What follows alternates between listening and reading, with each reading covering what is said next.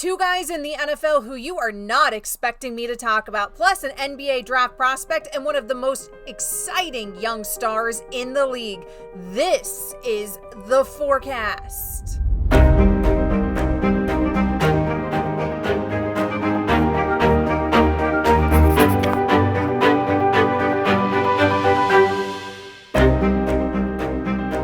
Welcome to another episode of The Forecast. I'm Amber Wilson. Thanks for hanging out with me again on another Thursday. Now, on today's episode, I've got 4 players to talk about in the card hobby. 2 in the NFL, 2 in the NBA. We're going to start in the NFL, but before I get into any of that, as always, I want to remind you about our new version of Market Movers. It's called Market Movers Lite. It's half the price of Market Movers Pro. Go ahead and check it out at marketmoversapp.com. All the card price charts that you're going to see on today's episode, they are all available through Market Movers Lite. So again, go check it out, marketmoversapp.com. All right, let's go ahead and jump right into things in the NFL. Now, you're going to be shocked because I'm going to talk about some names in the NFL that you're not expecting me to talk about.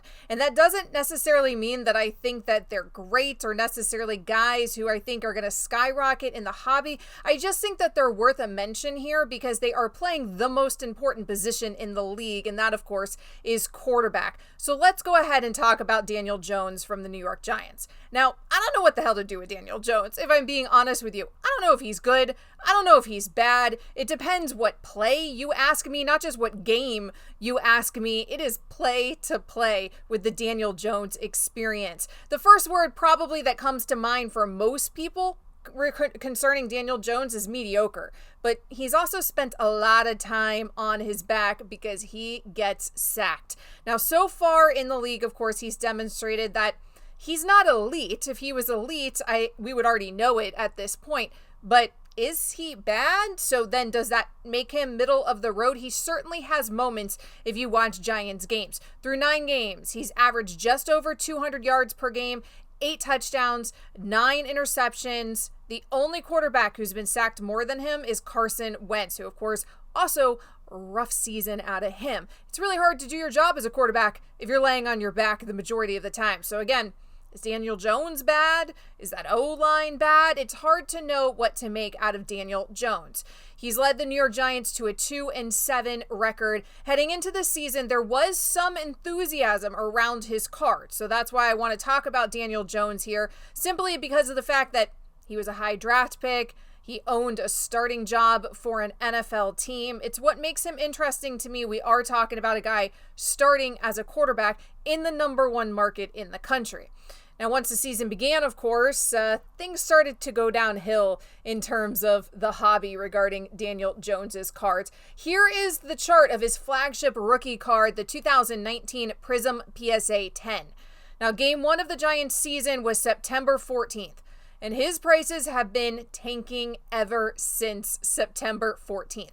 Now, this card is selling for that same price it did back in February. It's right around that $100 mark, so you can get his card on the cheaper side. I noticed in the comments on some of these videos, people ask me to preview some more affordable cards. Obviously, it's hard to do with any of the guys who we know are elite, any of the guys who we really expect to have these monster careers. People in the hobby are tuned into them. But could a guy like Daniel Jones, who right now looks really mediocre, but I'm telling you, he has moments if you watch Giants games. So are we going to find out that really it's an O-line problem? If he was on a better team, if he had better pieces around him, would he look far more elite and have some value in the hobby? Those are all things to keep in mind when you're talking about Daniel Jones's cards. For right now, for his cards to raise significantly in value, it's pretty simple.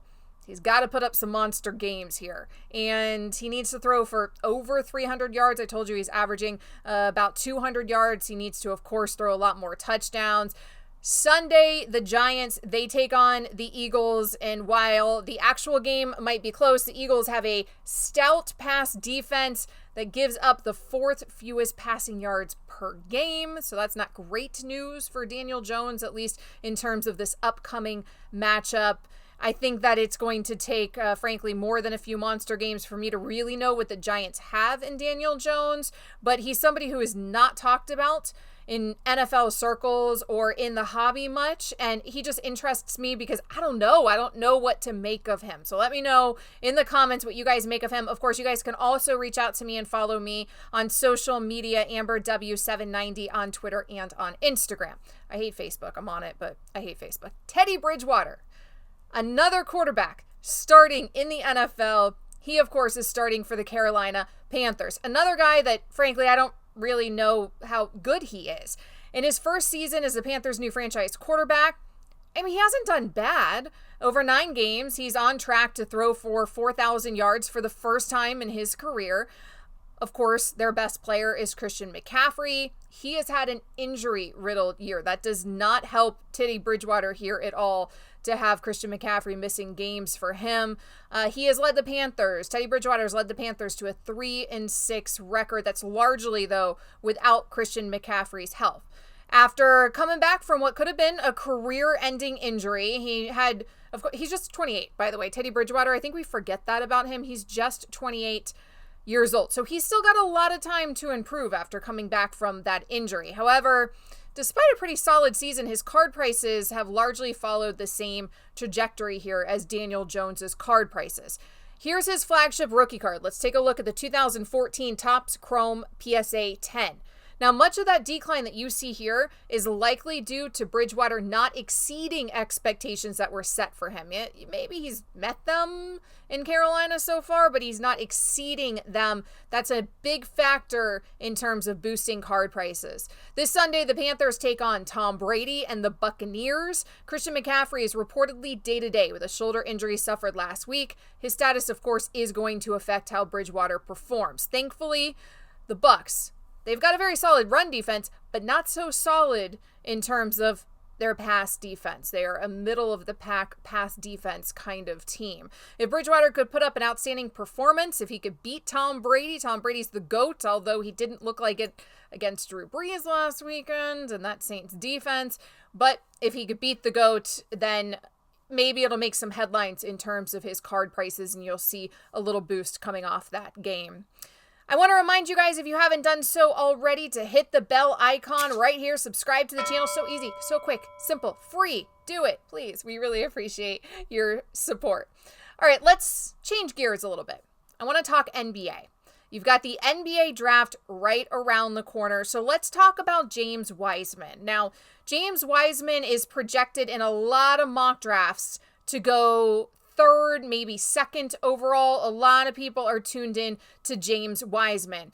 The good news for those looking to pick up James Wiseman's cards, before I get into the potential of him, is that his 2020-2021 Prism draft picks just came out. The bad news is, it doesn't look like the collegiate licenses that Panini has to print cards of players in their college uniforms. It looks like it didn't include Memphis, okay? So it looks like they did not get that license from Memphis. So while these cards are much better than contenders draft picks, it's still going to look a bit weird to see him photoshopped in uniform here. So if you want to take a look at his cards, you can see what I'm talking about. It's a little strange looking. In his single college season with the Memphis Tigers, he only played in 3 games. James Weisman was one of those with the eligibility issues. In those 3 games, however, he was awesome. He averaged a double-double, almost 20 points per game, over 10 boards. But of course, it's 3 games. So from 2 guys in the NFL I don't know what to do with, to a guy in the NBA draft who, frankly, I don't know what to do with because I haven't seen him play much. So I don't know what you're going to get out of James Weisman. Now, that NBA draft is fast approaching November 18th. Many of the mock drafts I mentioned earlier have him going 3rd, maybe 2nd. He's 7-1. Okay, keep that in mind. If he went 3rd, he'd be going to the Charlotte Hornets, but there's some speculation that the Golden State Warriors want that size and that they're going to take him with the 2nd overall pick. Of course, for Wiseman, the better landing spot is probably the Golden State Warriors. Be surrounded by shooters. Why not, right? We expect the Warriors to have a bounce back kind of season in Golden State. So that would help his card prices if he was drafted by the Golden State Warriors, by a potentially very, very good team. Now, from a guy entering the NBA draft to a guy who's already in the NBA and who I think is one of the most exciting young stars. I really can't get enough of Trae Young. Now, he, of course, plays for the Atlanta Hawks. That probably makes a lot of our team at Sports Card Investor happy, since Sports Card Investor is located in Atlanta. Steph Curry, Klay Thompson, I just mentioned the Warriors. Trae Young, he might be that long-lost third splash brother. Through his first 2 seasons, Trae has wowed the league with his endless range from deep and his scoring prowess in general. In his sophomore season, he boosted his points per game from 19 to 29. That's a feat only accomplished by a few all-time greats, guys like Shaquille O'Neal, Kareem Abdul-Jabbar, Wilt Chamberlain. So he's in good company there to average 29 points per game in their sophomore season.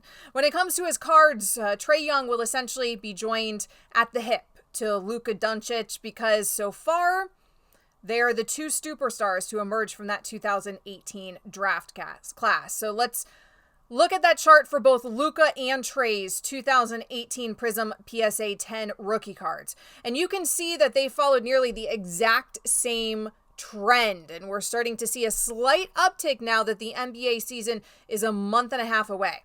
Trae Young that NBA season, by the way, starts December 22nd. I know last week I filmed this show, and my opening to the show, real quick, I digress here, but my opening to the show was, we don't know when the NBA season's starting yet. And then immediately after I filmed the show, the NBA PA approved the December 22nd start date. So that is the story of my life, but we do know now the NBA season about a month and a half away. So his cards are getting a little slight uptick, both of theirs are, because of that. So Trae is a proven scorer, of course, legitimate superstar at this point. Interest is likely going to be high for years to come regarding Trae Young. What will really add some rocket fuel to his card prices, however, is if he can play well and this is a big and get the Hawks winning, because they haven't been doing much of that. That's a tall task.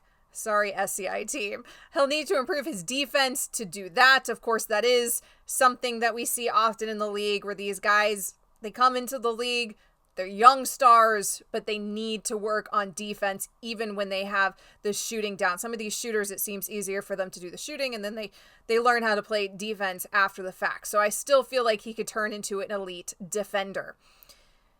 Guys, I appreciate you watching this. I love doing this and talking to you each and every week. Of course, we changed the format a couple weeks ago on this show, and now I'm giving you 4 players. It's a lot of fun because we get to talk about multiple sports, so I always appreciate the support. Also, don't forget to support us and check out marketmoversapp.com. I told you about it earlier. That's where you can check out our new version of Market Movers Lite. Jeff will have more content for you on Sunday. If you care about listening to me on the radio, if you like sports radio, we have a lot of fun on my sports radio show. $7.90 the ticket. It's on the radio.com app, so you don't have to live in South Florida to hear it. It is a Miami-based show, but we talk sports everywhere. 10 a.m., 2 p.m., Monday through Friday. I'll talk to you guys either way here on Sports Card Investor next week. Happy investing.